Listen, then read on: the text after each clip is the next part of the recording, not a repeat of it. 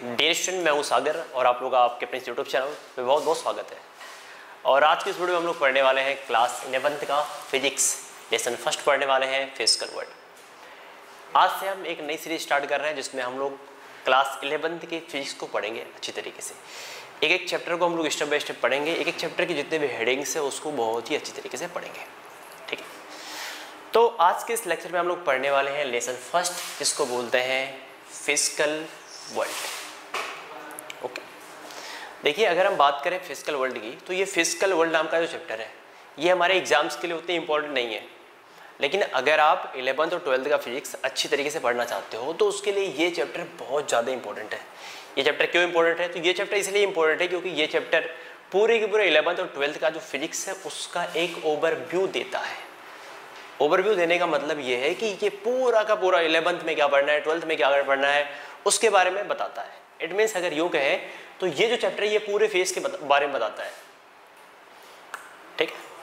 तो आइए देख लेते हैं हम फिजिकल वर्ल्ड के बारे में। तो देखिए लेसन फर्स्ट हमारा है जिसको हम बोलते हैं फिजिकल वर्ल्ड। फिजिकल वर्ल्ड देखिए नाम से ही क्लियर है कि फिजिकल वर्ल्ड दो वर्ड से बना है, फिजिकल से बना है और वर्ड से बना है। यानी कि जो ये वर्ल्ड है ना वो फिजिकल होता है, ये पूरा का पूरा वर्ल्ड ही फिजिकल है। इट मीन्स हम ये कहें कि इस वर्ल्ड में जो भी होता है पूरा का पूरा एक फिजिक्स है। जैसे इस वर्ल्ड में क्या होता है, यहाँ पे लाइट मेरे यहाँ तक आ रही है तो ये एक फिजिक्स है। अगर हम बात करें रोड पे तो रोड पे क्या बाइक चलती है वो भी फिजिक्स है, रोड पे कार चलती है वो भी फिजिक्स है, ट्रेन चलती है वो भी फिजिक्स है। अगर हम बात करें एरोप्लेन की तो वो भी क्या है, उसका उड़ना वो भी फिजिक्स है।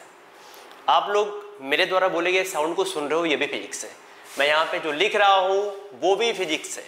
इट मीन्स हमारे यूनिवर्स में, इट मीन्स कह सकते हो कि वर्ल्ड के भीतर जो भी कुछ हो रहा है वो फिजिक्स है। ये वीडियो बन रहे हैं, इमेज बन रहा है, तो ये सारे के सारे फिजिक्स के अंतर्गत आते हैं। तो हम यूँ कह सकते हैं कि ये जो पूरा का पूरा फिजिक्स है, अगर हम वर्ल्ड के बारे में जानकारी अच्छे से प्राप्त करें तो इसी वर्ल्ड में हर घटना जो हो रही है उसको बोलते हैं फिजिक्स। तो अगर हमको फिजिक्स को अच्छे से जानना है तो हमें पहले वर्ल्ड को जानना होगा। तो अगर हम बात करें वर्ल्ड की तो इस वर्ल्ड में दो सब्सटेंस होते हैं, एक होता है मैटर और दूसरा जिसे हम बोलते हैं एनर्जी। इस वर्ल्ड में दो सब्सटेंस होता है, एक मैटर होता है, एक एनर्जी होता है। तो अगर हम मैटर के बारे में और एनर्जी के बारे में अच्छे से अध्ययन कर लें तो हम वर्ल्ड के बारे में अच्छे से समझ जाएंगे। और अगर वर्ल्ड के बारे में समझ जाते हैं तो समझ जाओ कि हम किसके बारे में समझ जाते हैं, फिजिक्स के बारे में समझ जाते हैं। तो इस चैप्टर में सबसे पहले हम बात करेंगे इस मैटर की कि व्हाट इज मैटर। मैटर क्या होता है? इस वर्ल्ड के अंदर दो सब्सटेंस होते हैं, एक होता है मैटर और दूसरा क्या होता है, दूसरा होता है एनर्जी। तो अगर हम बात करें मैटर की तो इस वर्ल्ड के भीतर जितने भी सब्सटेंस हैं सारे के सारे सब्सटेंस क्या होते हैं, वो एक मैटर होते हैं। तो मैटर होता क्या है पहले हम लोग ये देख लेते हैं। तो देखिए मैटर जो है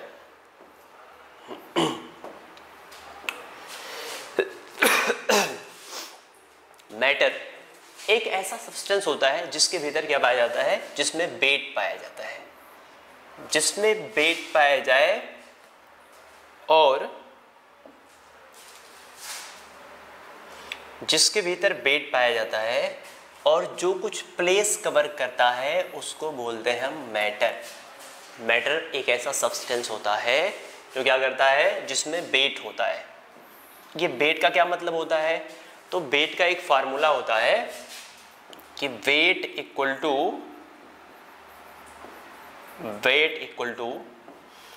मैटर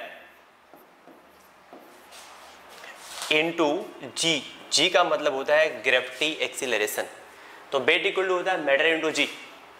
अगर हम बात करें जी की तो जी की वैल्यू कभी जीरो होती नहीं है, क्योंकि जी का मान ऐसे माना गया है कि जी की वैल्यू होती है 9.8 और ये क्या होता है कि जगह के स्थान बदलने के साथ साथ इस जी की वैल्यू बदलती रहती है। तो ये जो जी की वैल्यू है ये कभी भी जीरो नहीं हो सकता। तो जी की वैल्यू जीरो नहीं हो सकती। अगर हम बात करें मैटर की, सॉरी मैटर नहीं, यहाँ पे होता है मास, यहाँ पे होता है मास। अगर हम बात करें मास की तो मास की वैल्यू कभी भी जीरो नहीं हो सकती। क्यों नहीं हो सकती? मास क्या होता है? तो अगर हम अभी नॉर्मली देखें मास का मतलब, तो मास का मतलब ये होता है कि अगर हमारे पास कोई मैटर है या कोई भी सब्सटेंस है, उस सब्सटेंस को अगर हम लेके जाएं तराजू पे तौलें तो तौलने के बाद कुछ आता है 1 kg, 2 kg, 3 kg, तो वही वो कहलाता है मास। और कभी भी किसी भी सब्सटेंस का जो मास होता है वो कभी भी जीरो नहीं हो सकता। सपोज करते हैं कि ये एक सब्सटेंस है, अगर हम इसको ले जाकर के तौलते हैं तो क्या कभी इसकी वैल्यू, इसका जो मास वो जीरो आ सकता है? नहीं। तो इस वर्ल्ड के भीतर जितने भी सब्सटेंस हैं, अगर हमको उसका मास निकालना है तो उसको हमको तराजू पे लेके जाना है, तौलना है, और तौलोगे तो कुछ ना कुछ उसका मास आएगा। तो मास कभी भी जीरो नहीं हो सकता। यानी अगर इस वर्ल्ड में कोई सब्सटेंस है तो अगर सब्सटेंस है तो उसके पास मास होगा, तो मास जीरो नहीं हो सकता। ये जो जी है जिसको बोलते हैं ग्रेविटी एक्सेलरेशन, उसकी वैल्यू भी जीरो नहीं हो सकती। अगर मास और ग्रेविटी एक्सेलरेशन दोनों की वैल्यू जीरो नहीं हो सकती, और दोनों के मल्टीप्लाई करने से अगर वेट प्राप्त होता है तो वेट की वैल्यू कभी भी जीरो नहीं हो सकती। क्योंकि अगर यहाँ पे जीरो लेके आना है, यानी अगर हम चाहते हैं कि वेट की वैल्यू जीरो आ जाए, तो इसके लिए मास की वैल्यू जीरो होनी चाहिए, या तो ग्रेविटी की वैल्यू जीरो होनी चाहिए। और मास की वैल्यू कभी जीरो हो ही नहीं सकती, क्योंकि अगर वो सब्सटेंस है तो तौलोगे तो कुछ ना कुछ वेट आएगा, कुछ ना कुछ मास आएगा। और ग्रेविटी एक्सेलरेशन की वैल्यू तो फिक्स होती है कि वो 9.8 होती है, कभी 10 होती है। इट मीन्स जगह के स्थान बदलने से जो जी स्मॉल जी की वैल्यू है वो बदलती रहती है, लेकिन वो कभी जीरो नहीं होती है। तो इन दोनों की वैल्यू कभी जीरो नहीं हो सकती है। तो जीरो ना होने की वजह से वेट भी कभी जीरो नहीं हो सकता। यानी अगर इस वर्ल्ड के भीतर कोई सब्सटेंस है, तो अगर सब्सटेंस है तो उसके पास क्या होगा? मास होगा। तो क्या होगा? उसके पास वेट होगा। यदि सब्सटेंस है तो उसके पास क्या होगा? वेट होगा। तो मेरे हिसाब से इस वर्ल्ड के भीतर जितने भी सब्सटेंस हैं, सारे सब्सटेंस में क्या होता है? वेट होता है। क्यों वेट होता है? क्योंकि उसको तौलोगे तो कुछ ना कुछ क्या आएगा? मास आएगा। और मास अगर है तो समझ जाओ उसके पास क्या है? वेट है। इस वर्ल्ड के भीतर ऐसा कोई सब्सटेंस बता दो जिसमें कि मास ना होता हो। अगर मास नहीं है तो उसके पास वेट भी नहीं होगा। तो इस वर्ल्ड के भीतर हर सब्सटेंस में क्या होता है? मास होता है। अगर हर सब्सटेंस में मास होता है तो हर सब्सटेंस के अंदर क्या होता है? वेट भी होता है। जैसे अगर हम हवा की बात करें तो हवा को भी अगर हम तौले तो कुछ ना उसका क्या आएगा? मास आएगा। उसके पास मास होता है। अगर एयर के पास मास है तो उसके पास क्या होगा? उसके पास होगा वेट। तो इससे ये क्लियर है कि वर्ल्ड के अंदर जितने भी सब्सटेंस होते हैं, सारे सब्सटेंस के अंदर क्या पाया जाता है? पाया जाता है वेट। ओके, अब बात करते हैं प्लेस कवर की। यानी अगर कोई सब्सटेंस है तो ऑब्वियस सी बात है वो कुछ ना कुछ प्लेस कवर करेगा, कुछ ना कुछ जगह लेगा। जैसे ये क्या है? मार्कर है, तो ये कुछ ना कुछ स्पेस ले रहा है, जगह ले रहा है। यहाँ पे चेयर रखा हुआ है, ये भी स्पेस ले रहा है। यहाँ पे हम खड़े हैं, ये भी स्पेस ले रहा है। वहाँ पे आप बैठे हो, आप भी कुछ ना कुछ स्पेस ले रहे हो। यानी इस वर्ल्ड में जो भी है, जो भी सब्सटेंस है, वो क्या करता है? कुछ ना कुछ स्पेस लेता है। तो मैटर क्या होता है? मैटर एक ऐसा सब्सटेंस है जो जिसमें वेट होता है और जो क्या करता है? जो प्लेस कवर करता है। और जिस सब्सटेंस के अंदर ये दो क्वालिटी पाई जाती है, ये दो चीजें होती हैं, उसको हम बोलते हैं क्या? मैटर। आई होप इस वर्ल्ड के भीतर जो भी कुछ है सब के सब क्या होते हैं? मैटर होते हैं। हमारे आसपास जो भी दिख रहा है वो सब क्या है? मैटर है। ओके, तो ऐसा बोला गया कि वर्ल्ड के अंदर दो प्रकार के सब्सटेंस होते हैं। एक को बोलते हैं मैटर और दूसरे को बोलते हैं क्या? एनर्जी। तो मैटर क्या होता है? आई होप हम लोगों ने देखा। मैटर क्या होता है? मैटर बाहरी चीज होता है। और एनर्जी क्या होती है? एनर्जी भीतरी चीज होती है। यानी मैटर जो होता है वो एक्सटर्नल चीज होता है। एनर्जी क्या होती है? एनर्जी होती है इंटरनल चीज। एनर्जी हमको दिखती नहीं है। जैसे मान लो ये हमारी बॉडी, हमारे बॉडी के अंदर क्या एनर्जी? एनर्जी आपको दिख रही है क्या? नो। एनर्जी फील हो सकती है। आप वहां पे बैठे हो, आपकी बॉडी में एनर्जी, वो एनर्जी क्या दिख रही है क्या? नो। एनर्जी क्या हो सकती है? फील हो सकती है। तो अगर मैटर की बात करें तो हमारे आसपास इस वर्ल्ड के अंदर जो भी चीज दिखाई दे रहा है वो क्या है? मैटर है। और उस मैटर के अंदर क्या पाई जाती है? उस मैटर के अंदर एनर्जी पाई जाती है। मैटर के अंदर क्या पाई जाती है? एनर्जी पाई जाती है। यहाँ पे हम हमारी ये बॉडी, हमारे बॉडी के अंदर क्या एनर्जी है? एनर्जी आपको दिखती नहीं है, पर एनर्जी भी एक सब्सटेंस है। अभी हम इसके बारे में आगे बढ़िया से बात करेंगे, पर अभी हम समझ लेते हैं ऊपर ऊपर से कि ये होता क्या है। तो बात आती है एनर्जी। एनर्जी भी एक सब्सटेंस होता है, पर ये क्या होता है? दिखाई नहीं होता है, दिखाई नहीं देता है। ठीक है, तो एनर्जी क्या होता है पहले हम लोग ये जान लेते हैं। देखिए एनर्जी जो होता है ना, ये बताता है कि आप कितना वर्क करते हो। यानी आपकी जो वर्क करने की एबिलिटी है, आपकी वर्क करने की जो कैपेसिटी है, वो डिफाइन करता है कौन? वो डिफाइन करता है आपकी एनर्जी। अच्छा, हम थोड़ा मैटर के बारे में और बात कर लेते हैं, फिर बात करते हैं एनर्जी के बारे में। अगर हम बात करें मैटर की, तो मैटर को हम लोग नॉर्मल भाषा में क्या बोलते हैं? अपने लैंग्वेज में हम लोग उसको वस्तु बोलते हैं ना, उसको थिंग कहते हैं। मैटर को हम लोग अपने लैंग्वेज में बोलते हैं वस्तु, जिसको हम थिंग्स बोल सकते हैं। लेकिन जब आप केमिस्ट्री पढ़ रहे होते हो या साइंस पढ़ रहे हो तो साइंस में हम मैटर को वस्तु नहीं बोल, मैटर को थिंग्स नहीं बोलते हैं, मैटर को हम क्या बोलते हैं, मैटर को बोलते हैं सब्सटेंस। उसी मैटर का नाम है साइंस की लैंग्वेज में क्या, सब्सटेंस। और अगर हम साइंस में बात करें फिजिक्स की, जब हम पढ़ रहे होते हैं फिजिक्स, तो फिजिक्स में उसी मैटर को हम बोल देते हैं क्या, बॉडी बोलते हैं। जब पढ़ रहे होते हैं हम केमिस्ट्री, तो केमिस्ट्री के अंदर उसी फिजिक्स को हम बोलते हैं, उसी मैटर को हम बोलते हैं क्या, सिस्टम। और इसके नेक्स्ट वीडियो में हम लोग सिस्टम के बारे में अच्छे से पढ़ेंगे कि व्हाट इज सिस्टम, सिस्टम क्या होता है।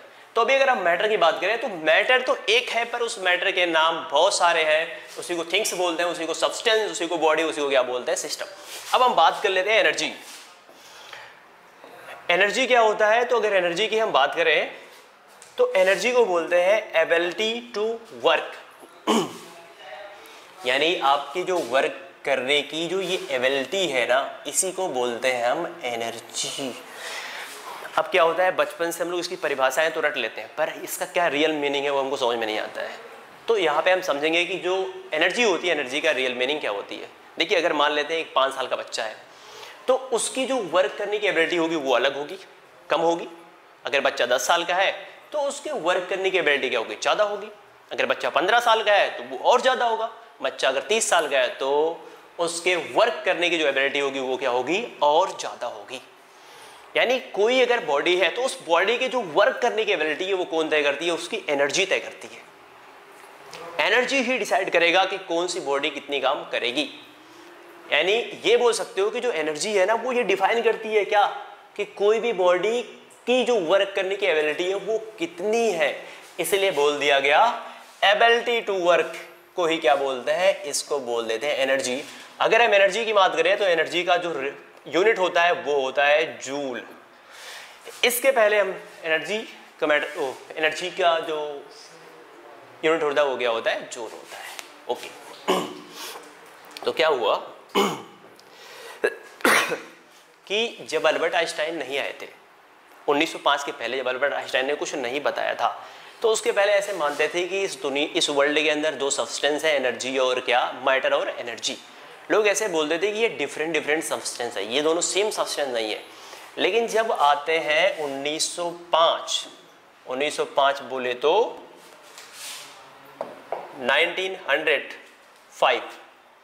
1905 में अल्बर्ट आइंस्टाइन बोलते हैं कि ये जो 2 सब्सटेंस है, जिसको हम बोलते हैं एनर्जी, जिसको हम बोलते हैं मैटर और एनर्जी, ये 2 डिफरेंट सब्सटेंस नहीं है, बल्कि ये दोनों एक ही सब्सटेंस के 2 रूप होते हैं। यानी सब्सटेंस एनर्जी भी है, सब्सटेंस क्या होता है, मैटर भी होता है, लेकिन ये दोनों एक ही सब्सटेंस होते हैं और एक ही सब्सटेंस की ये 2 रूप होते हैं। कभी कभी वो मैटर के रूप में पाया जाता है, तो कभी कभी वो एनर्जी के रूप में पाया जाता है। जब वो मैटर होता है तो एनर्जी नहीं होता है, लेकिन जब वो एनर्जी होता है तो मैटर नहीं होता है।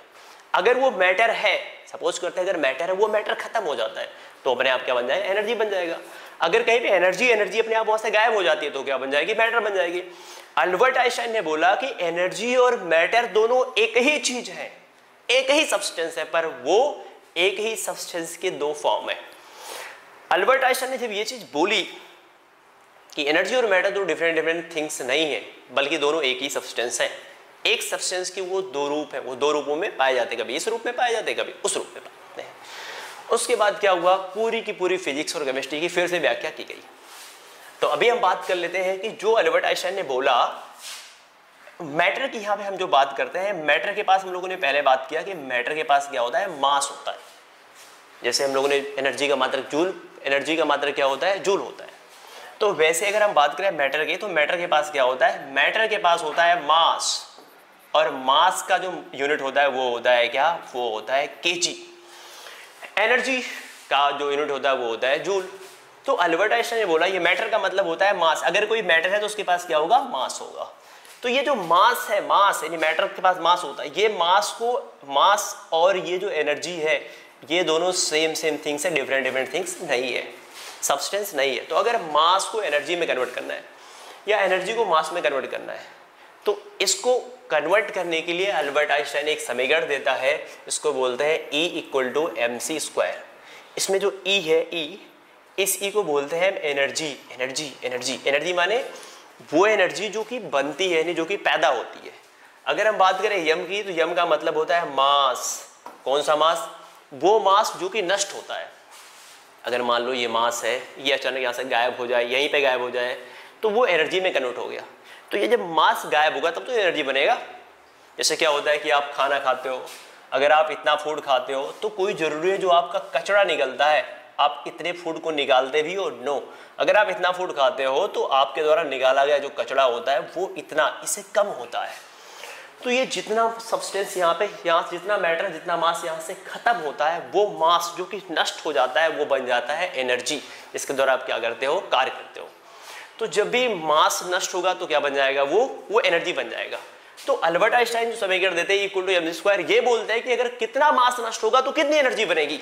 यानी मास को एनर्जी में, अगर मास को एनर्जी में बदल सकते हो तो एनर्जी को मास में बदल सकते हो। तो एनर्जी को मास में और मास को एनर्जी में कन्वर्ट करने का उन्होंने एक समीकरण दिया इक्वल टू एम स्क्वायर। ये क्या होता है? वो एनर्जी जो कि बन रही है। एम मास माने क्या होता है? वो मास जो कि नष्ट हो रहा है, जो कि खत्म हो रहा है। और सी का मतलब होता है स्पीड ऑफ लाइट, जिसको हम बोलते हैं प्रकाश की चाल। और प्रकाश की चाल कितनी होती है? 3 × 10⁸ मीटर पर सेकेंड, ये होता है प्रकाश की चाल। ओके, तो ये जो हमारे पास एक इक्वेशन है इसको बोलते हैं इक्वल टू एम स्क्वायर। इस इक्वेशन के माध्यम से हम मास को किस में कन्वर्ट करेंगे? एनर्जी में। एनर्जी को किस में कन्वर्ट करेंगे? मास में। यहाँ पे क्या करते हैं? 1 kg लेते हैं और 1 kg में देखते हैं कि कितनी है। अगर मान लो 1 kg मास कभी खत्म हो जाए, 1 kg मास खत्म हो जाए तो 1 kg छोड़ दो। अगर हम बात करें 1 ग्राम की, 1 ग्राम माने एक छोटा सा, अगर हम चने की बात करें तो एक छोटा सा चना 1 ग्राम का होता है। अगर 1 ग्राम चना नष्ट हो जाए, खत्म हो जाए, तो कितनी एनर्जी बनाएगा? उसको हम लोग देख लेते हैं कि 1 ग्राम चना के खत्म होने पर कितनी एनर्जी बनती है। ओके, तो यहाँ पर जो जिसको खत्म करना है, यानी जो मास है वो कितना है? मास इक्वल टू है 1 ग्राम, क्योंकि 1 ग्राम चना हम ले रहे हैं, मास है 1 ग्राम। सी का मतलब होता है जो प्रकाश का चाल, यानी लाइट की जो वेलोसिटी है वो कितनी है? 3 × 10⁸, और वो भी क्या? मीटर प्रति सेकेंड। ठीक है। अब हम लोगों ने एक सिस्टम पढ़ा है, इसको बोलते हैं यमगेज सिस्टम। ये सिस्टम क्या होता है? ये सिस्टम कहता है कि अगर लंबाई को मीटर में माप रहे हो, यानी लेंथ को अगर मीटर में मापा जा रहा है, तो वेट को मापते हैं किलोग्राम में और टाइम को मापते हैं सेकंड में। ऐसा बोलता है यमगेज सिस्टम। ये सिस्टम 3 टाइप्स के होते हैं, इसके बारे में बाद में हम डिटेल से चर्चा करेंगे। ठीक है। तो यमगेज सिस्टम क्या बोलता है? यमगेज सिस्टम कहता है कि अगर ये जो लेंथ है अगर वो मीटर में है तो ये वेट होना चाहिए किलोग्राम में, और यहाँ पर ये लेंथ कितना कैसे है? ये लेंथ मीटर में है, तो यहाँ पे ये वेट ग्राम में है। इसको किस में बदलेंगे? किलोग्राम में।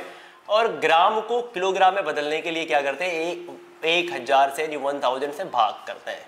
इसका मतलब होता है 1/, नीचे क्या हो जाएगा? 10⁻³ और ये जब ऊपर जाएगा तो इसका मतलब हो जाएगा 10⁻³ और वो भी क्या? kg, kilogram. लगाते हैं फार्मूला। फार्मूला है इक्वल टू, लगाते हैं फार्मूला इक्वल टू, क्या है formula? Equal to mc²। Okay, तो ई माने हमें एनर्जी पता करनी है कि कितनी एनर्जी प्राप्त होगी। m का मतलब होता है वो एनर्जी जो कि नष्ट हो रही है। तो कौन सी एनर्जी नष्ट हो रही है? ये 1 ग्राम। 1 ग्राम का मतलब ये होता है, 1 ग्राम मीन्स ये होता है, जिसको बोलते हैं क्या?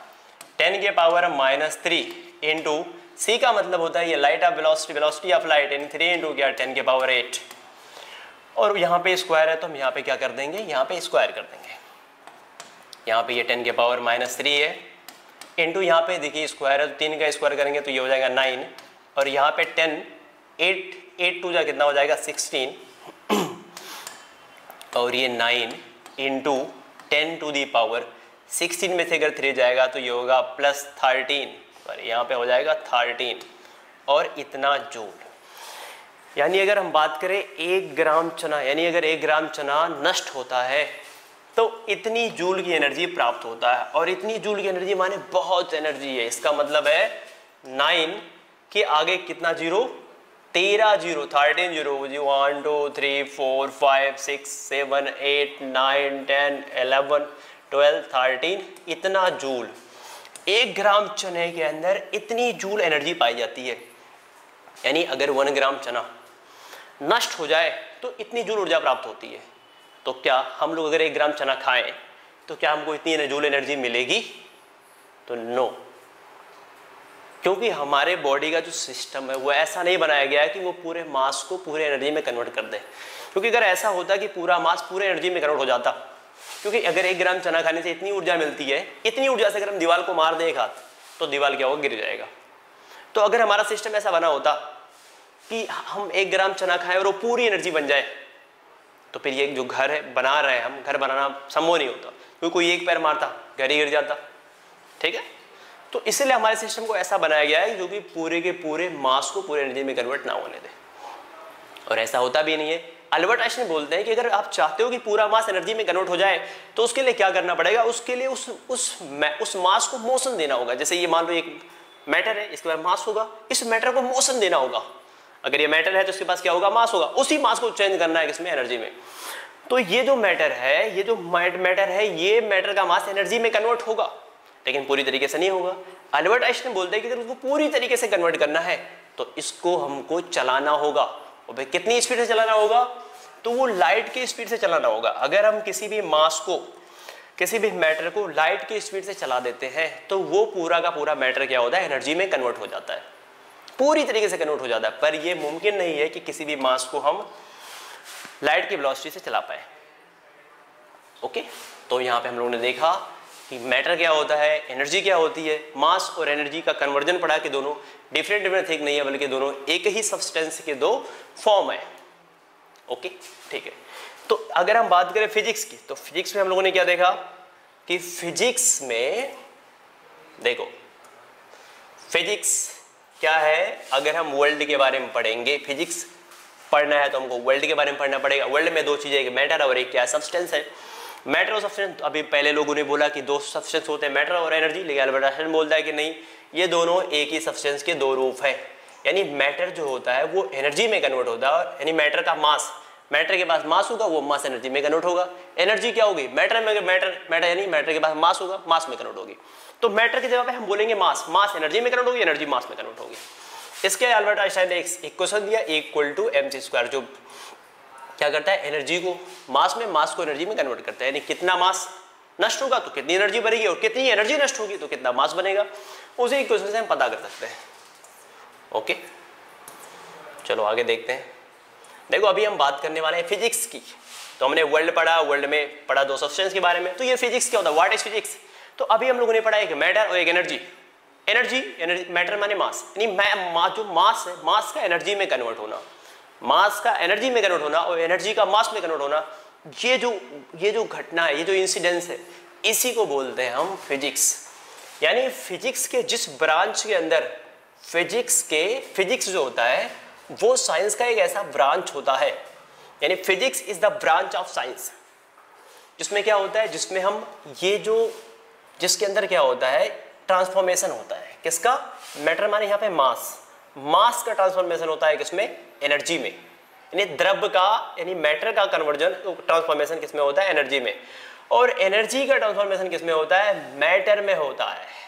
तो मैटर एनर्जी में कन्वर्ट होती है, एनर्जी मैटर में कन्वर्ट होती है, और इसी का जो हम क्या करते हैं? स्टडी करते हैं, इसी को बोलते हैं हम फिजिक्स। यानी physics is the branch of science under which transformation of matter into energy and energy into matter is studied. यानी क्या बोलते हैं कि फिजिक्स जो होता है उसमें हम एनर्जी का मैटर में, मैटर के एनर्जी में ट्रांसफॉर्मेशन के बारे में पढ़ते हैं। ठीक है, तो इसको बोलते हैं फिजिक्स। अब आगे चलते हैं और हम बात करते हैं फिजिक्स का क्या स्कोप है और क्या एक्साइटमेंट है फिजिक्स को लेकर के। तो ये जो फिजिक्स है इसका स्कोप हम लोगों ने देखा, और एक्साइटमेंट बहुत ज़्यादा है, क्योंकि अगर आपको लॉ नहीं मालूम है तो आप कुछ निर्माण नहीं कर सकते। तो इसका मतलब है कि फिजिक्स का जो लॉ है उसको सीखने को लेकर के बहुत सारा एक्साइटमेंट है। तो फिजिक्स का इसलिए बहुत ज़्यादा, उसके लॉ को सीखने का एक्साइटमेंट भी है और इसका बहुत ज़्यादा स्कोप। बस ये छोटी सी इसमें जानना था। अब आगे देख लेते हैं थोड़ा सा। देखिए, अगर हम फिजिक्स की बात करें तो फिजिक्स को यहाँ पर 2 भागों में डिवाइड किया गया है। 2 भाग कौन कौन है? एक है मैक्रोस्कोपिक फिजिक्स और एक है माइक्रोस्कोपिक फिजिक्स। ये क्या होता है?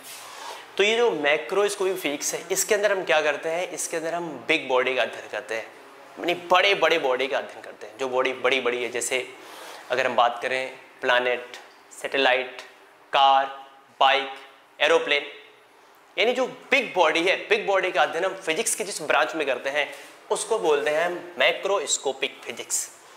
इसको बोलते हैं माइक्रोस्कोपिक। क्या मतलब है इसका?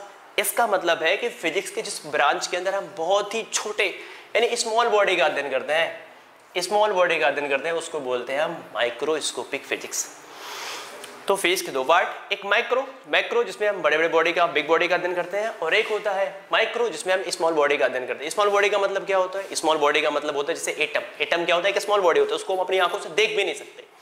उसके अंदर होता है न्यूक्लियर, उस न्यूक्लियर की बात करते हैं। तो इसके अंदर हम पढ़ते हैं एटम के बारे में और पढ़ते हैं किसके बारे में? न्यूक्लियर के बारे में पढ़ते हैं।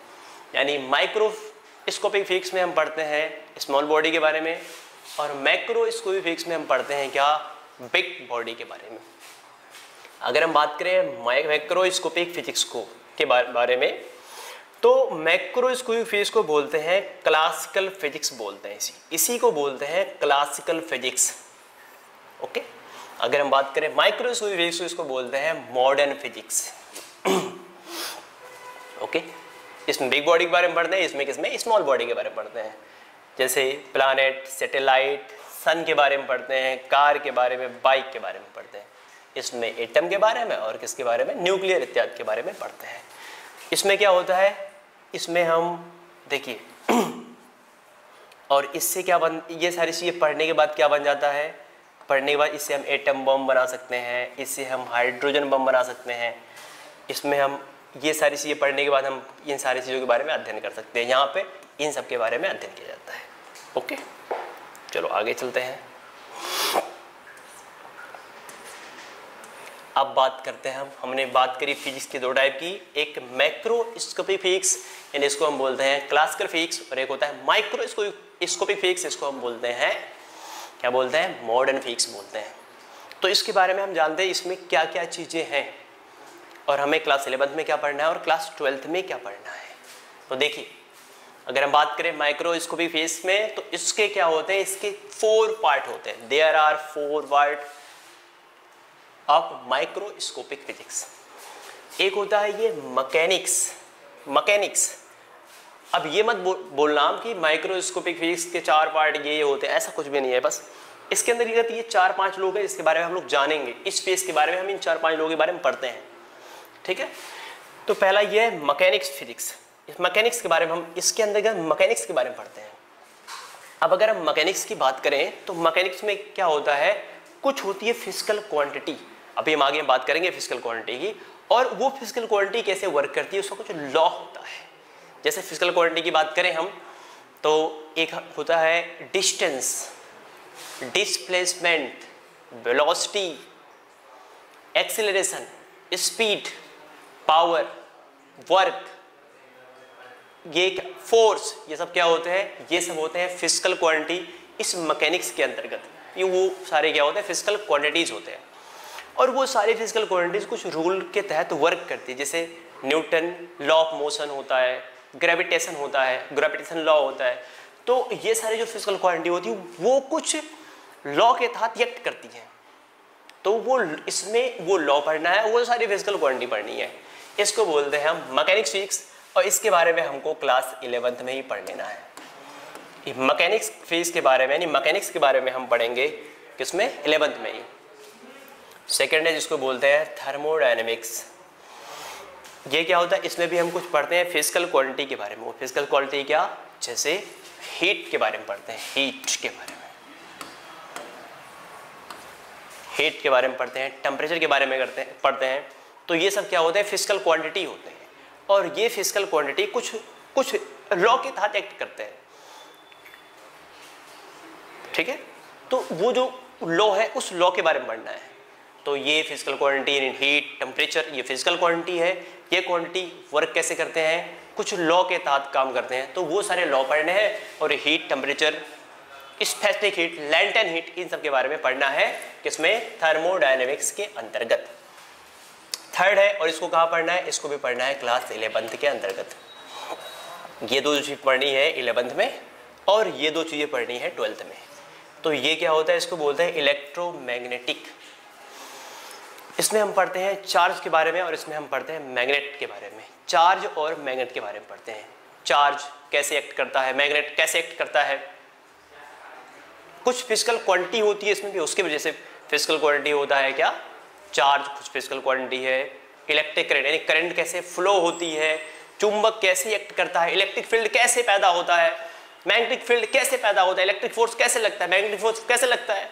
और ये सारी चीज कुछ लॉ के माध्यम से काम करते हैं, जैसे Coulomb's law, Gauss's law, Ampere's law, ousted law. ये बहुत सारे लॉ है जिनके थ्रू ये सारे के सारे जो मैंने आपको फिजिकल क्वांटिटी बताई वो सब एक्ट करते हैं। यानी इस इलेक्ट्रोमैग्नेटिक में हमको वो सब पढ़ना है, करंट कैसे फ्लो करता है, चार्ज क्या होता है, मैग्नेट क्या होता है, इलेक्ट्रिक फील्ड क्या होता है, इलेक्ट्रिक फोर्स क्या होता है। ठीक है, अगला हम बात करेंगे ऑप्टिक्स। इसको पढ़ना है 12th में।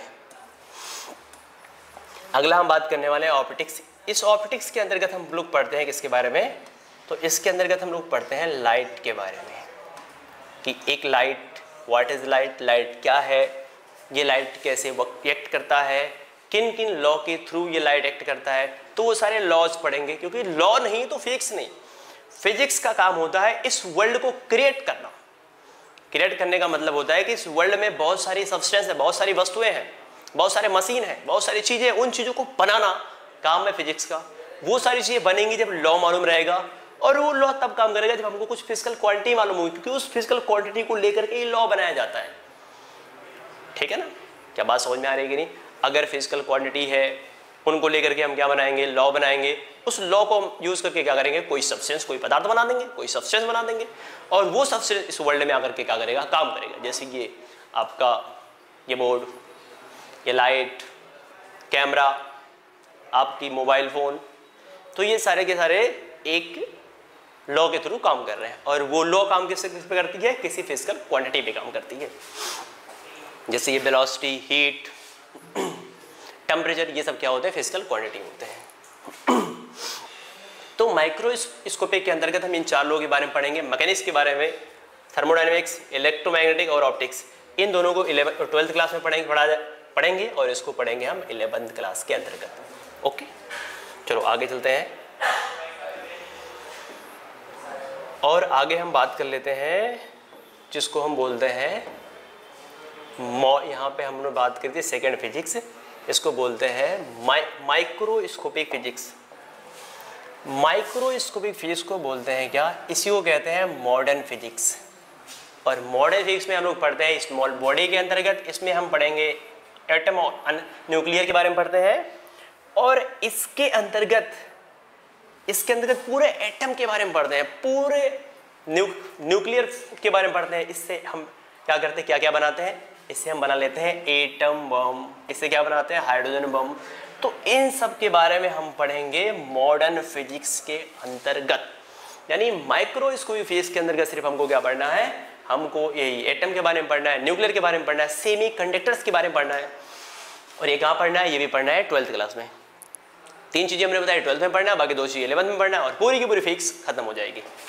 चलो आगे बढ़ते हैं। अब बात करेंगे हम फोर्स के बारे में। इस पूरे के पूरे यूनिवर्स में क्या होता है, कुछ फंडामेंटल फोर्स होते हैं। हमने क्या, हम 9th और 10th क्लास से बहुत सारे फोर्सों के बारे में पढ़ के आ रहे हैं, जैसे contact force, uncontact force, balance force, unbalance force. ठीक है, बहुत सारे फोर्स हम पढ़ के आ रहे हैं, बहुत सारे फोर्स यहाँ पे पढ़ेंगे 11th और 12th में। लेकिन अगर हम बात करें फंडामेंटली फोर्स की, जो सारे फोर्सों का जो फंडामेंटल है, जो बेस है, वो ये 4 फोर्स हैं। इस वर्ल्ड के अंदर, इस नेचर के अंदर बस केवल 4 फोर्स होते हैं। 4 फोर्स के अलावा और कोई फोर्स नहीं होता। बाकी जितने भी फोर्स होते हैं इन चारों फोर्सों के अंतर्गत आते हैं वो फोर्स। 4 फोर्स कौन कौन है, पहले फोर्स को बोलते हैं ग्रेविटेशनल फोर्स, नंबर 2 को बोलते हैं इलेक्ट्रोमैग्नेटिक फोर्स, नंबर 3 को बोलते हैं स्ट्रॉन्ग न्यूक्लियर फोर्स, नंबर 4 को बोलते हैं वीक न्यूक्लियर फोर्स। तो अगर हम फोर्सों की बात करें तो ये फोर्सों की 4 कैटेगरी है, और ये फोर्स एक फंडामेंटल फोर्स है। दुनिया के जितने भी फोर्स है सारे फोर्सों के ये बेस है। तो नेचर में यानी पूरे के पूरे वर्ल्ड के अंदर केवल 4 फोर्स काम करते हैं, जिनके बारे में हमने बात करी। तो थोड़ा इनके बारे में पढ़ने से पहले हम बात कर लेते हैं फोर्स के बारे में कि फोर्स क्या होता है। और फोर्स को जानने के लिए थोड़ा हम फॉर्म स्टेट के बारे में समझ लेते हैं, फॉर्म के बारे में समझ लेते हैं, फॉर्म के बारे में। देखिए अगर हम बात करें बॉडी की, तो बॉडी के दो फॉर्म होते हैं। एक जो फॉर्म होता है उसको हम बोलते हैं रेस्ट फॉर्म, और एक जो दूसरा फॉर्म होता है उसको बोलते हैं हम मोशन फॉर्म। यानी बॉडी दो फॉर्म में पाई जाती है। स्टेट यानी किसी भी बॉडी के दो फॉर्म होते हैं, एक रेस्ट फॉर्म और एक क्या होता है मोशन फॉर्म। रेस्ट फॉर्म क्या होता है, तो अगर किसी मोमेंट में कोई बॉडी रेस्ट कर रही है, उसका स्टेट रेस्ट स्टेट में है, यानी अगर किसी मोमेंट में कोई बॉडी रेस्ट स्टेट में है तो उसको उसका रेस्ट फॉर्म कहते हैं। जैसे मान लो अभी ये मार्कर इस मोमेंट में क्या कर रहा है, ये रेस्ट है कि नहीं, तो इससे हम ये इस मोमेंट में रेस्ट स्टेट में है, यानी इसका जो अभी स्टेट है वो क्या है, रेस्ट। तो इस फॉर्म को क्या बोलेंगे हम, रेस्ट फॉर्म बोलेंगे। अगर इस मोमेंट में ये ऐसे गति कर रहा होता है, मोशन कर रहा होता है, इस मोमेंट में अभी क्या कर रहा है, ये अभी मोशन कर रहा है, अभी इसका स्टेट क्या है, मोशन स्टेट है। तो अगर ये मोशन स्टेट में है तो इस फॉर्म को बोलेंगे इसका मोशन फॉर्म। तो there are two type of form, first rest form, second क्या होता है, मोशन फॉर्म। रेस्ट फॉर्म क्या होता है, उसमें क्या होता है, वो बॉडी रेस्ट कर रही होती है, उस मोमेंट में बॉडी क्या कर रही होती है, रेस्ट कर रही होती है। और ये मोशन फॉर्म क्या होता है, उस मोमेंट में बॉडी क्या कर रही होती है, मोशन कर रही होती है।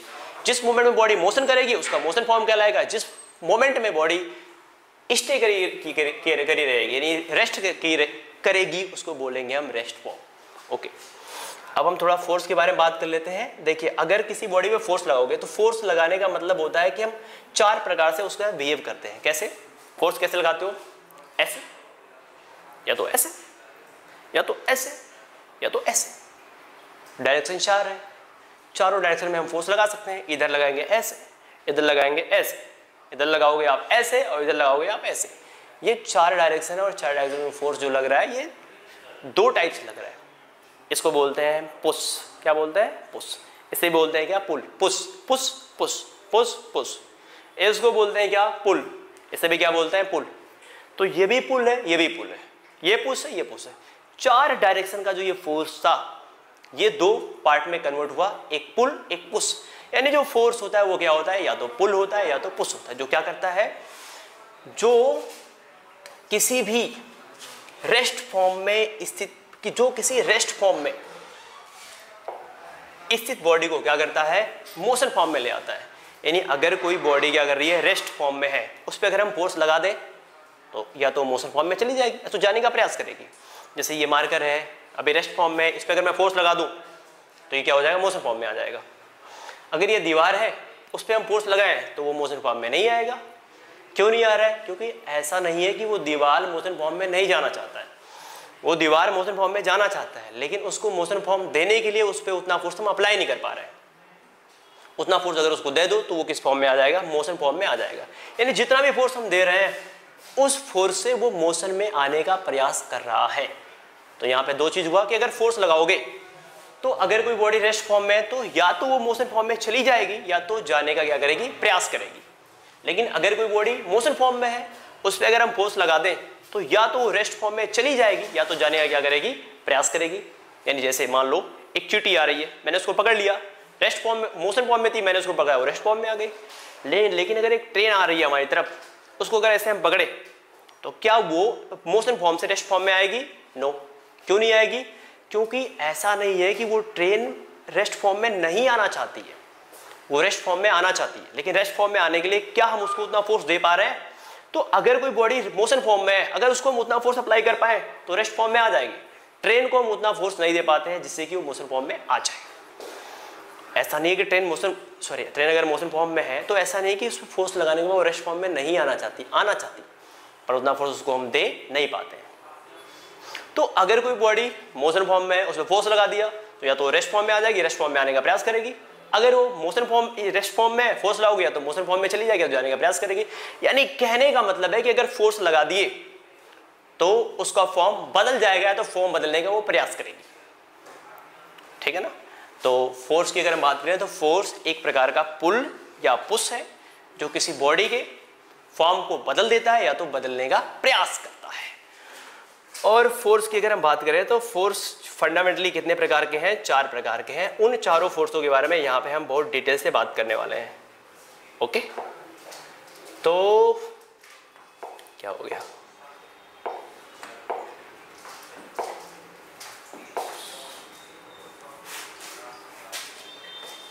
ये वाला सर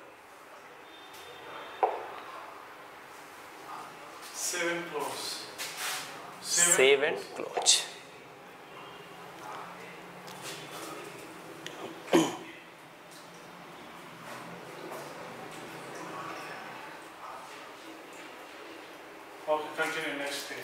ओके।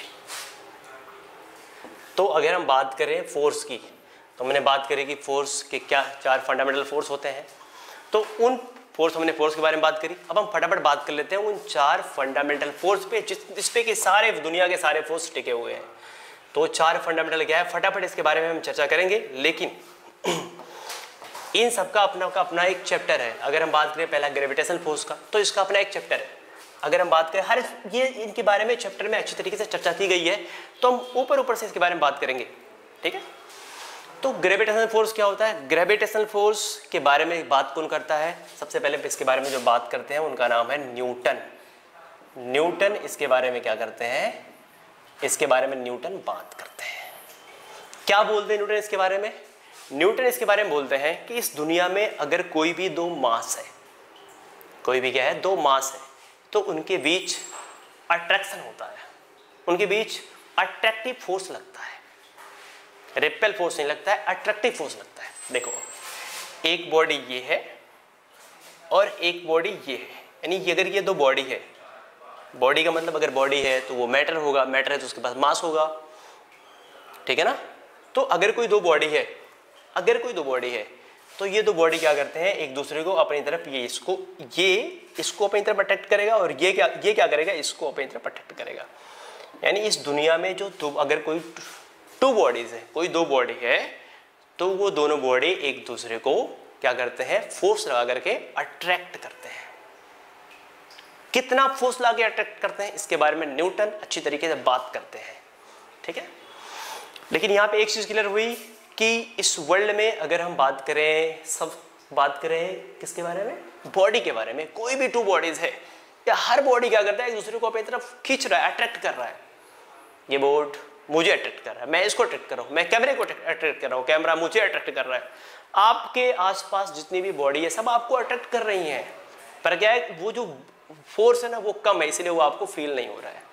अच्छा, बचपन में जब आप छोटे थे और आप चलना चालू किए थे, आप उठ रहे थे, आप गिर जा रहे थे, क्यों हो रहा था ऐसा, क्योंकि जब आपने चलना चालू किया, आप कुछ दूर गए, आपके आसपास की फोर्स ने आप पे एक्ट किया, आप उसको बैलेंस नहीं बना पाए, आप गिर गए। लेकिन धीरे धीरे आप जब चलते रहते हैं तो उन बलों के साथ आप बैलेंस बनाना सीख जाते हैं। तो क्या होता है कि आपके आसपास या हमारे आसपास में जो भी बॉडी है वो हमको क्या करती है, अट्रैक्ट करती है। पर ये जो फोर्स होता है वो बहुत वीक होता है। अच्छा, ये फोर्स बड़ा कब होता है, ये फोर्स बड़ा तब होता है जब दोनों बॉडी में एक बॉडी बहुत बड़ी हो और एक बॉडी क्या हो, छोटी हो। जैसे अगर हम बात करें पृथ्वी की, पृथ्वी एक बॉडी है जो कि बहुत बड़ी बॉडी है, ये मानकर एक छोटी बॉडी, अगर मैं इसको छोड़ दूं तो पृथ्वी इसको अपनी तरफ क्या करेगा, खींच लेगा। क्यों खींचेगा, पृथ्वी की बॉडी बहुत बड़ी है और बहुत बड़ी बॉडी क्या करती है, छोटी बॉडी को अपनी तरफ खींच लेती है, अट्रैक्ट कर लेती है, ठीक है। तो न्यूटन क्या बोलते हैं, न्यूटन बोलते हैं कि अगर इस यूनिवर्स के अंदर कोई भी 2 बॉडी है तो वो दोनों बॉडी एक दूसरे को अपनी तरफ क्या करती हैं, अट्रैक्ट करती हैं। और ये जिस फोर्स से अट्रैक्ट करती है उसी फोर्स को हम बोलते हैं ग्रेविटेशनल फोर्स। और ये फोर्स क्या होता है, ये एक वीक फोर्स है। ये कैसा फोर्स है, ये एक वीक फोर्स है। और ये फोर्स का कुछ रेंज है, ये फोर्स कुछ फिक्स रेंज तक काम करता है। इसका रेंज क्या है, इसका रेंज ये कि अगर कोई 2 बॉडी 1 किलोमीटर की डिस्टेंस पे लगा दो तब भी उसके बीच में फोर्स लगेगा, 2 किलोमीटर की डिस्टेंस पे लगा दो तब भी फोर्स काम करेगा, अगर 10 किलोमीटर की डिस्टेंस पे लेके चले हो तब भी फोर्स काम करेगा। यानी अगर इनके बीच का डिस्टेंस कुछ भी आप कर दो, कुछ भी मतलब अगर आप इनफाइनाइट कर दो, तब भी इनके बीच वो अट्रैक्टिव फोर्स काम करेगा। यानी ये एक लॉन्ग रेंज वाला क्या है, फोर्स है। ये एक लॉन्ग रेंज वाला फोर्स है। इसका रेंज कितना होता है, इसका रेंज होता है इनफाइनाइट। अगर इनके बीच का डिस्टेंस इनफाइनाइट कर दो तब भी क्या होता है, इनके बीच फोर्स काम करता है, ओके। और न्यूटन साफ साफ बोलते हैं कि अगर कोई 2 बॉडी है, इनके बीच एक अट्रैक्टिव फोर्स इसलिए लगता है क्योंकि इनकी बॉडी के बीच एक पार्टिकल पाया जाता है। अगर वो पार्टिकल निकाल दो तो फोर्स लगना बंद हो जाएगा। वो पार्टिकल का नाम क्या है, उस पार्टिकल का नाम है ग्रेविटॉन। क्या नाम है, उसका नाम है ग्रेविटॉन। यानी दुनिया में जितनी भी बॉडी है, हर बॉडी के भीतर एक पार्टिकल पाया जाता है जिसका नाम है ग्रेविटॉन, और इस ग्रेविटॉन की वजह से क्या होता है, कोई भी दो बॉडी एक दूसरे को अपनी तरफ क्या करती है, अट्रैक्ट करती है। अगर दो बॉडी है उनके बीच ग्रेविटॉन निकाल दो, फिर देखो वो अट्रैक्ट करती है, वो कभी अट्रैक्ट ही नहीं करेंगे, उनके बीच फोर्स लगेगा ही नहीं। न्यूटन बोलते हैं कि दो बॉडी के बीच में ये अट्रैक्टिव फोर्स, ये ग्रेविटेशन फोर्स इसलिए काम करता है क्योंकि उनके अंदर क्या पाया जाता है, एक पार्टिकल जिसका नाम है ग्रेविटॉन। फिर से ग्रेविटेशन फोर्स के बारे में बताने वाले हैं न्यूटन। ये फोर्स काम क्यों करता है, क्योंकि उनके अंदर एक पाया जाता है पार्टिकल, इसको बोलते हैं ग्रेविटॉन। ये दो बॉडी के बीच में काम करता है, ये एक अट्रैक्टिव फोर्स होता है, ये एक बिग फोर्स होता है, ये लॉन्ग रेंज वाला फोर्स होता है, और ये फोर्स कितना होता है, इनफाइनाइट होता है। ये ग्रेविटेशनल फोर्स एक फोर्स है, एक फिजिकल क्वांटिटी है। इस क्वांटिटी को लेकर एक लॉ बनाया गया, वो लॉ ये बताता है कि दोनों के बीच कितना फोर्स लगेगा, उसको बोलते हैं ग्रेविटेशनल लॉ ऑफ न्यूटन। उसके बारे में उस ग्रेविटेशन वाले चैप्टर में अच्छे से चर्चा किया जाएगा। ठीक है, इनके बीच में फोर्स लगता है, वो कितना फोर्स लगता है इसके लिए एक फार्मूला है, वो फार्मूला है F बराबर G m1 m2 upon r square. ये फार्मूला है, ये फार्मूला बताता है कितना फोर्स लगेगा। ठीक है, तो इनके बारे में हम चर्चा करेंगे उस चैप्टर के अंतर्गत। ठीक है, तो आई होप आपको समझ में आया होगा कि ग्रेविटेशनल फोर्स किसे कहते हैं। अब हम सेकेंड फोर्स की बात करेंगे जिसको बोलते हैं इलेक्ट्रोमैग्नेटिक फोर्स। इसके बारे में कौन बात करते हैं, इसके बारे में बात करते हैं कूलॉम। इसके बारे में जो बात करते हैं उनका नाम है कूलॉम। और कूलॉम बात करते हैं, उन्होंने बोला कि दो बॉडी के बीच में अट्रैक्टिव फोर्स लगता है। इन्होंने बोला कि कोई दो चार्ज है तो उनके बीच फोर्स लगता है। अब उनके बीच लगने वाला फोर्स वो अट्रैक्टिव फोर्स भी हो सकता है, वो रिपेल भी हो सकता है। यानी कोई भी दो बॉडी, कोई भी दो चार्ज, वहां पे क्या था, बॉडी था, और यहाँ पे क्या है, चार्ज है। कोई भी दो चार्ज एक दूसरे को अट्रैक्ट भी कर सकता है, रिपेल भी कर सकता है। अट्रैक्ट कब करेगा, तो चार्ज दो टाइप के होते हैं, एक होता है पॉजिटिव चार्ज और एक क्या होता है, एक होता है नेगेटिव चार्ज।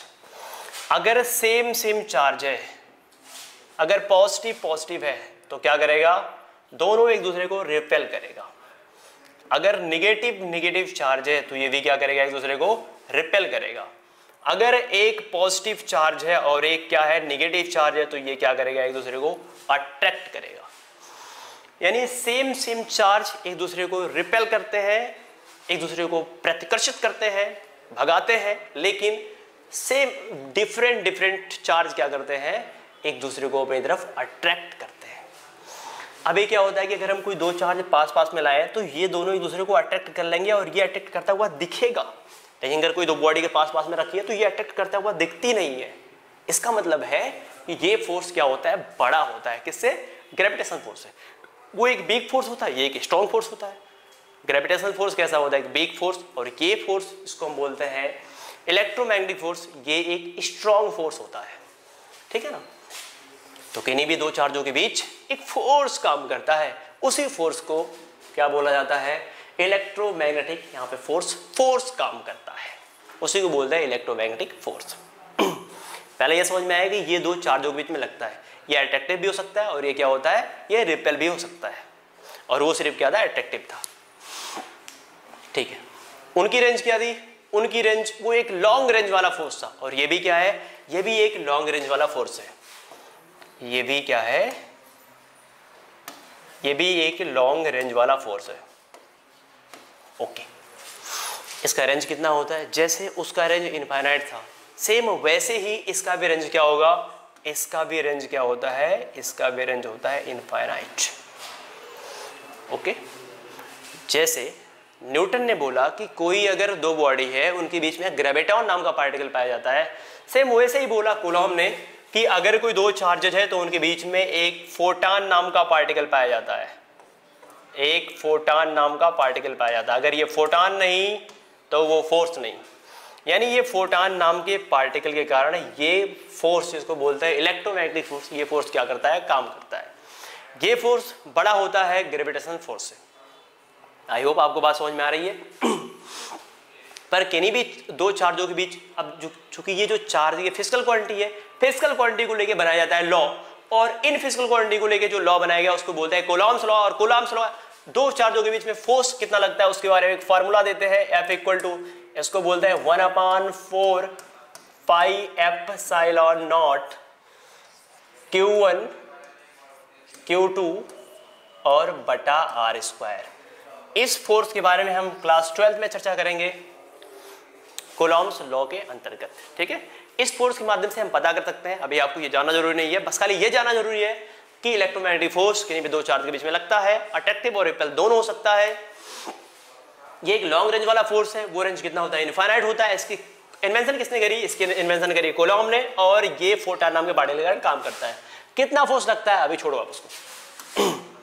चलो अगले फोर्स के बारे में बात करते हैं। अगला फोर्स है, इसको बोलते हैं स्ट्रॉन्ग न्यूक्लियर फोर्स, और इसके बाद एक फोर्स और है, इसको बोलते हैं weak nuclear force.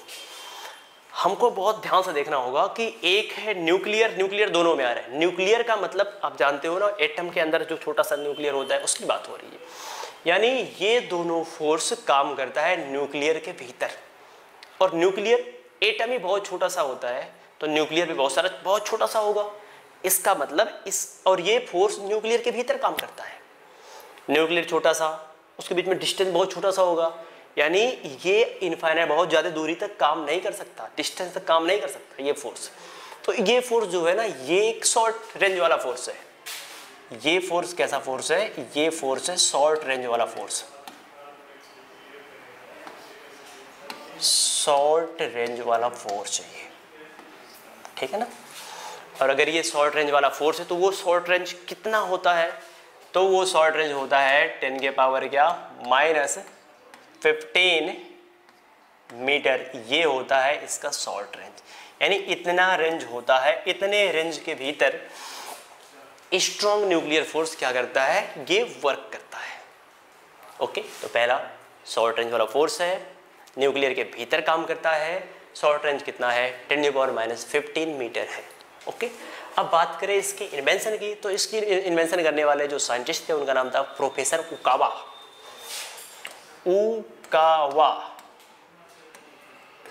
Professor Okawa ने इसकी इन्वेंशन करी, और उन्होंने बोला कि ये फोर्स इसलिए एक्ट करता है क्योंकि न्यूक्लियर के भीतर एक पार्टिकल पाया जाता है जिसका नाम है मेसान।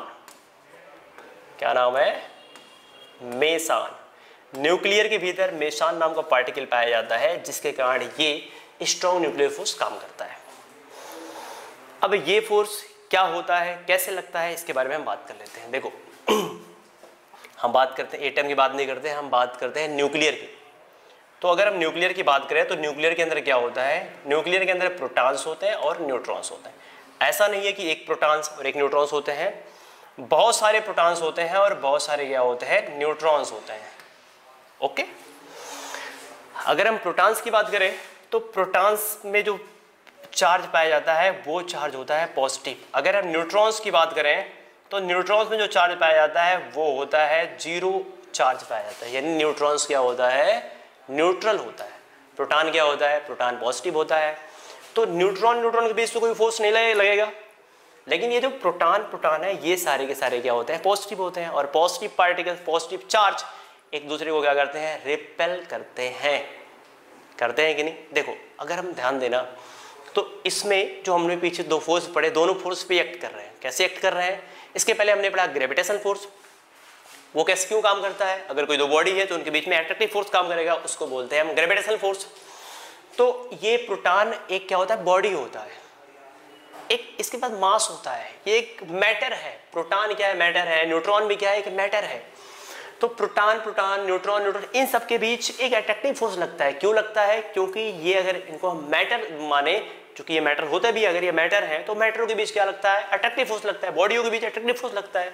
इसके बारे में न्यूटन बात करते हैं। तो ये सब लोग एक दूसरे को अट्रैक्ट कर रहे हैं, ठीक है। लेकिन जिस फोर्स से अट्रैक्ट कर रहे हैं वो फोर्स क्या है, बहुत ही वीक है। तो अगर हम सेकेंड फोर्स की बात करें, इसको बोलते हैं इलेक्ट्रोमैग्नेटिक फोर्स। वो फोर्स कहता है कि न्यूट्रॉन को छोड़ दो, प्रोटॉन क्या कर रहे हैं, एक दूसरे को रिपेल कर रहे हैं। किस फोर्स से, इलेक्ट्रोमैग्नेटिक फोर्स से क्या कर रहे हैं, रिपेल कर रहे हैं, क्योंकि उसमें चार्ज क्या है, सेम। तो इलेक्ट्रोमैग्नेटिक जो फोर्स है वो फोर्स क्या होता है, बड़ा होता है। किससे, ग्रेविटेशन फोर्स की तुलना में वो फोर्स क्या होता है, बहुत बड़ा होता है। तो एक फोर्स है इसको अट्रैक्ट कर रहा है, एक फोर्स ऐसा है जो क्या कर रहा है, इसको रिपेल कर रहा है। रिपेल करने वाला फोर्स बड़ा है, इसलिए क्या होना चाहिए, प्रोटॉन को न्यूक्लियर को फोड़ के बाहर आ जाना चाहिए। लेकिन क्या आपने कभी सुना कि कभी किसी न्यूक्लियर को फोड़ के कोई प्रोटॉन बाहर गया? नो। अगर न्यूक्लियर को फोड़ फाड़ के अगर प्रोटॉन बाहर जाने लग जाए तो न्यूक्लियर फूट जाएगा, न्यूक्लियर फूट गया तो पूरा एटम फूट जाएगा, है कि नहीं बताओ। अगर एटम के अंदर जो न्यूक्लियर होता है, अगर उसके अंदर प्रोटॉन उसको फोड़ फाड़ के बाहर आने लग जाए तो न्यूक्लियर क्या होगा, न्यूक्लियर बेकार, वेस्ट। न्यूक्लियर अगर वेस्ट हुआ तो पूरा एटम क्या हो जाएगा, वेस्ट। एटम से मिलकर बना है मॉलिक्यूल्स, तो मॉलिक्यूल्स भी क्या होगा, वेस्ट। मॉलिक्यूल से मिलकर बना है सब्सटेंस, सब्सटेंस भी क्या होगा, वेस्ट। सब्सटेंस से मिलकर बना है ये वर्ल्ड, वर्ल्ड भी क्या होगा, वेस्ट हो जाएगा। वर्ल्ड नहीं रहेगा, आप नहीं रहोगे, हम नहीं रहेंगे, कोई बचेगा ही नहीं। समझ पा रहे हो कि नहीं? इसका मतलब है आज तक कभी भी न्यूक्लियर से कभी भी प्रोटॉन्स बाहर नहीं आया, और प्रोटॉन क्या कर रहा है, प्रोटॉन के बीच में एक लग रहा है रिपल्सन, एक लग रहा है फोर्स, जो कि वो बाहर आना चाहता है फिर भी नहीं आ पाता। इसका मतलब कोई ना कोई ऐसा फोर्स है जो प्रोटॉन जो कि बाहर जाना चाहता है उसको बांध के रखा हुआ है, जबरदस्ती स्ट्रॉन्ग तरीके से बांध के रखा हुआ। किसको? न्यूक्लियर में एक ऐसा फोर्स, न्यूक्लियर फोर्स एक ऐसा फोर्स जो कि न्यूक्लियर के अंदर पाया जाता है, जो कि बहुत ही स्ट्रॉन्ग है, जो क्या करता है, जो एटम, जो न्यूक्लियर के अंदर उपस्थित प्रोटॉनों को बाहर निकलने से रोकता है। यानी पूरा का पूरा न्यूक्लियर के भीतर एक बहुत ही स्ट्रॉन्ग फोर्स काम करता है जो प्रोटॉन को बाहर नहीं निकलने देता। उस फोर्स को बोलते हैं strong nuclear force. I hope आपको यह बात अच्छी तरीके से क्लियर हुई कि स्ट्रॉन्ग न्यूक्लियर फोर्स किसे कहते हैं। तो पूरा का पूरा न्यूक्लियर एक बहुत बड़े बल से पूरे एटम को बांध के पूरे न्यूक्लियर को बांध के रखे रहता है, प्रोटॉन को बाहर नहीं निकलने देता। और जिस फोर्स से वो बल लगा के बांधे रखता है वो उस फोर्स को बोलते हैं स्ट्रॉन्ग न्यूक्लियर फोर्स। यहां से अगर हम बारीकी से देखें तो यहां पर एक चीज क्लियर हो रही है। क्या क्लियर हो रही है? क्लियर ये हो रही है कि प्रोटॉन बाहर भागना चाहते हैं। अगर इनको अंदर रोक के रखना है तो इनसे बड़ा बल इनको देना पड़ेगा। यानी स्ट्रॉन्ग न्यूक्लियर फोर्स उस फोर्स से बड़ा है जो इसके पहले हम बढ़ गया है, उसको बोलते हैं electromagnetic force.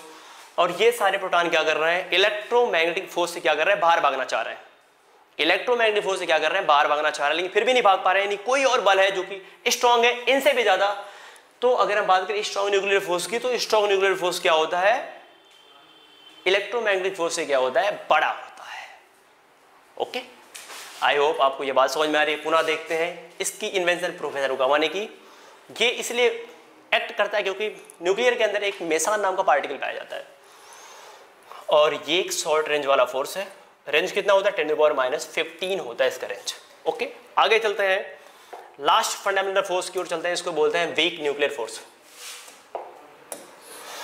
Weak nuclear force, यहां पे क्या है, देखिए एक फोर्स है जो कि न्यूक्लियर में एक्ट कर रहा है और वो फोर्स वीक है।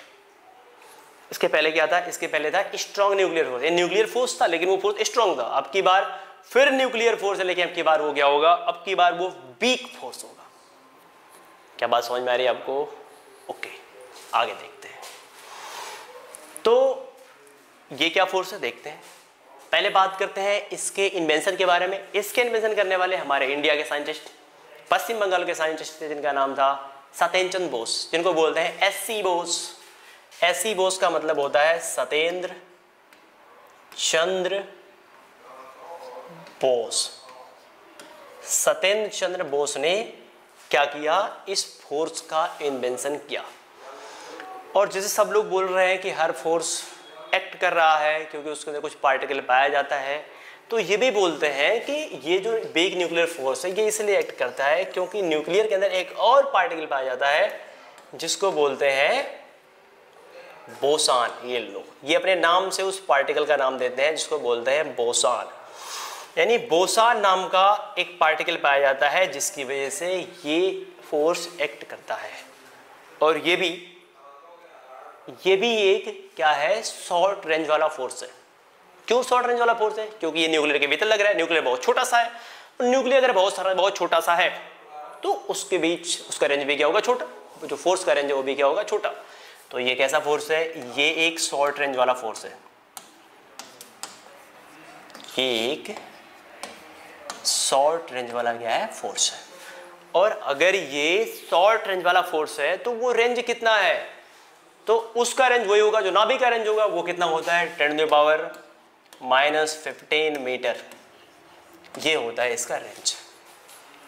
इन्वेंशन सत्येंद्र बोस, पार्टिकल के कारण काम करता है, वो पार्टिकल है बोसान, शॉर्ट रेंज वाला फोर्स है, कितनी डिस्टेंस की एक्ट करता है 10⁻⁻15, इसका क्या है रेंज है। ओके, अब ये फोर्स क्या होता है इसके बारे में जान लेते हैं। देखो हम बात करेंगे न्यूक्लियर की, तो न्यूक्लियर की अगर हम बात करें तो न्यूक्लियर में 2 पार्टिकल होते हैं, उससे बहुत सारे होते हैं पर हम 2 यहाँ पे मेन है, एक प्रोटॉन और एक क्या होता है न्यूट्रॉन। प्रोटॉन को छोड़ दो, यहाँ पर हम बात करते हैं न्यूट्रॉन की। कभी कभी क्या होता है न्यूट्रॉन फूट जाता है, फूटने का मतलब यह है कि न्यूट्रॉन टूट जाता है, हमेशा नहीं, कभी कभी। न्यूट्रॉन किस में टूटता है? न्यूट्रॉन टूटता है रेडियो एक्टिव एलिमेंट में। यानी अगर कोई रेडियो एक्टिव एलिमेंट है, रेडियो एक्टिव एलिमेंट कौन होता है?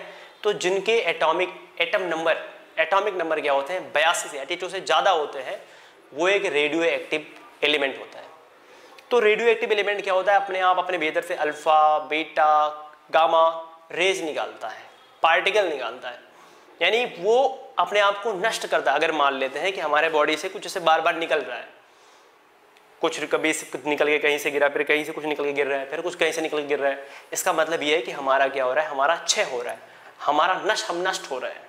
तो वैसे ही अगर कोई एटम अपने भीतर से कुछ पार्टिकल को बार बार बाहर निकाले, तो इसका मतलब वो क्या हो रहा है, वो नष्ट हो रहा है। तो रेडियो एक्टिव एलिमेंट क्या होते हैं? वो अपने भीतर से अल्फा, बीटा, गामा रेज निकालते हैं, पार्टिकल निकालते हैं, इसलिए उनका लगातार क्या होता है, क्षय होता है, वो नष्ट होते रहते हैं।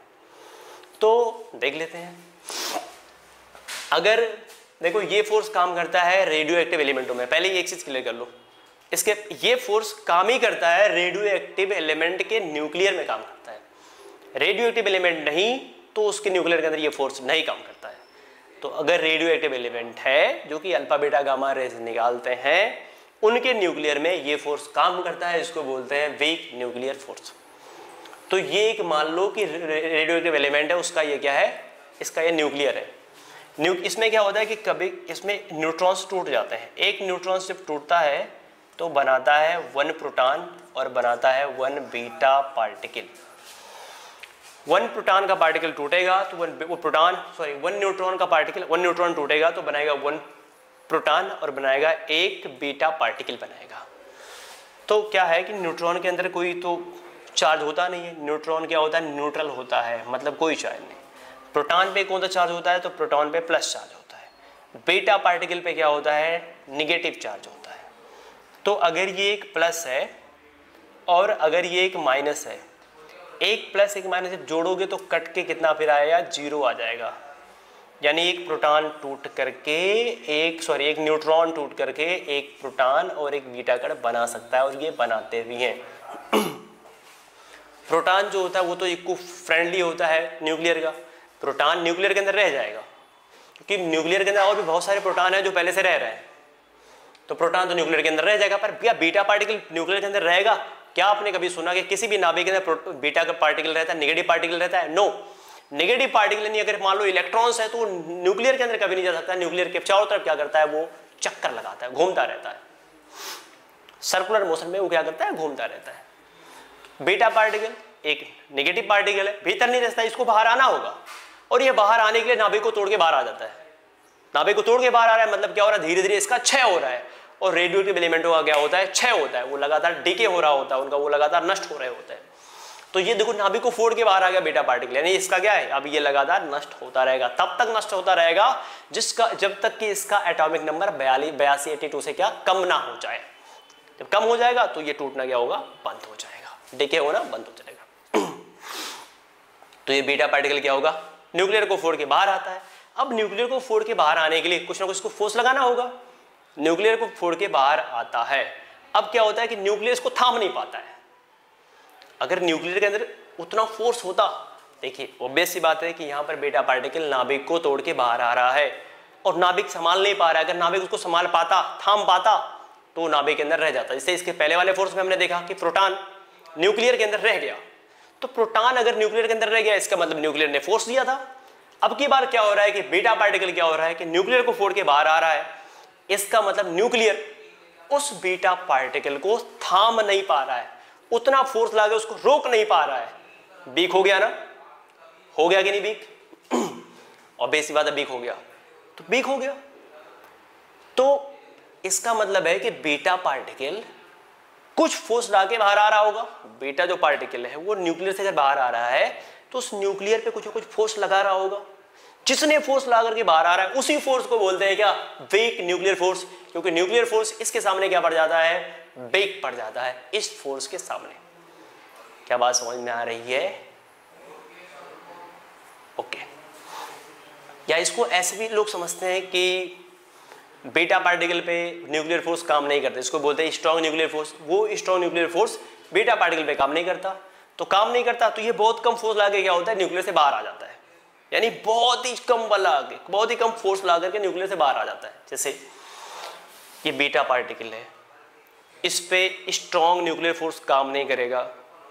बीटा पार्टिकल्स ना भी न्यूक्लियर के अंदर रह नहीं सकता, इसको बाहर आना होगा। तो ये क्या करता है? वो स्ट्रॉन्ग न्यूक्लियर फोर्स वर्क नहीं कर रहा है तो ये क्या करता है? कम फोर्स लाके इसे आसानी से बाहर आ जाता है। तो ये बहुत कम फोर्स लगाता है बाहर आने के लिए, तो इसलिए इसको बोलते हैं वीक न्यूक्लियर फोर्स। ठीक है ना? आई होप आपको ये बात समझ में आ रही है। तो हमने यहाँ पे 4 फंडामेंटली फोर्स की बात करी। ओके, अब हम बात कर लेते हैं कि इन बलों में कौन बल सबसे अधिक, कौन फोर्स, ये जो 4 फोर्स है इन फोर्सों में कौन सा फोर्स सबसे अधिक स्ट्रांग है, कौन फोर्स कितना स्ट्रांग है, उनके बारे में यहाँ पे हम बात करते हैं। सबसे ज्यादा जो स्ट्रांग फोर्स है उसको बोलते हैं स्ट्रांग न्यूक्लियर फोर्स।